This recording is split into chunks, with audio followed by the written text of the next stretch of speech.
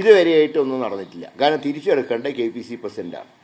ഇതുവരെ അങ്ങനത്തെ ഒരു നടപടികളിലേക്കും പോയില്ല. പിന്നെ പാർട്ടി സ്ഥാനാർത്ഥിക്ക് വേണ്ടി ആർക്ക് വേണമെങ്കിലും പ്രചരണം നടത്താം. പക്ഷേ രാഹുൽ മാങ്കൂട്ടത്തിൽ ഇതുവരെ കോൺഗ്രസിൻ്റെ ഒരു ഔദ്യോഗിക വേദിയിലും പാർട്ടി പങ്കെടുപ്പിച്ചിട്ടില്ല.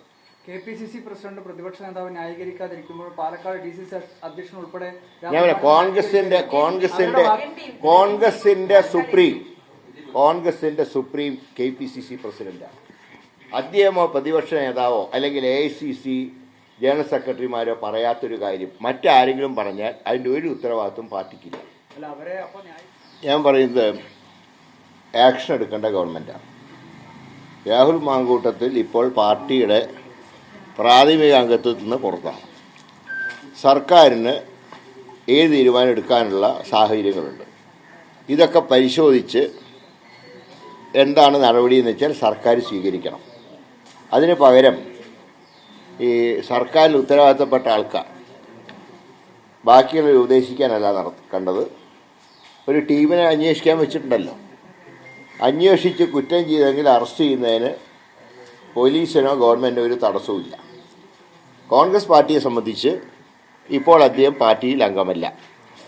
അദ്ദേഹത്തിനെ പാർട്ടിയുടെ അംഗത്വത്തിൽ നിന്ന് സസ്പെൻഡ് ചെയ്തിരിക്കുക.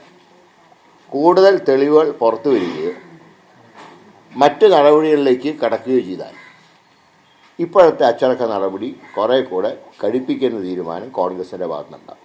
ഇവിടെ വേണ്ടത് ഈ ശബ്ദരേഖയല്ല, യാഥാർത്ഥ്യം മനസ്സിലാക്കി നടപടികളിലേക്ക് പോകേണ്ട പോലീസാണ്.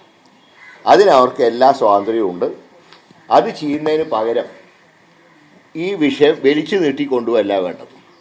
ജനത്തിനുണ്ടായ സംശയങ്ങൾ ദൂരീകരിക്കേണ്ട ഗവൺമെൻറ്റാണ്. ആ ചുമതല ഗവൺമെൻറ് നിർവഹിക്കണം. അതല്ലാതെ ഇടയ്ക്കിടയ്ക്കുള്ള ശബ്ദരേഖകളെല്ലാം വേണ്ട, ആക്ഷനാണ് വേണ്ടത്. അങ്ങനെ ആക്ഷൻ എടുത്താൽ കൂടുതൽ കടുത്ത നടപടികളിലേക്ക് പാർട്ടി നീങ്ങും. അപ്പോൾ ഗവൺമെൻറ്റാണ് ആക്ഷൻ എടുക്കേണ്ടത്. അതിനു പകരം മന്ത്രിമാർ വെറും പ്രസ്താവനകൾ കൊണ്ട് കാര്യങ്ങൾ നടത്തിയിട്ട് കാര്യമില്ല. അവരുടെ കയ്യിലാണ് നിയമത്തിൻ്റെ കടിഞ്ഞാൺ. അത് ആക്ഷൻ എടുക്കട്ടെ.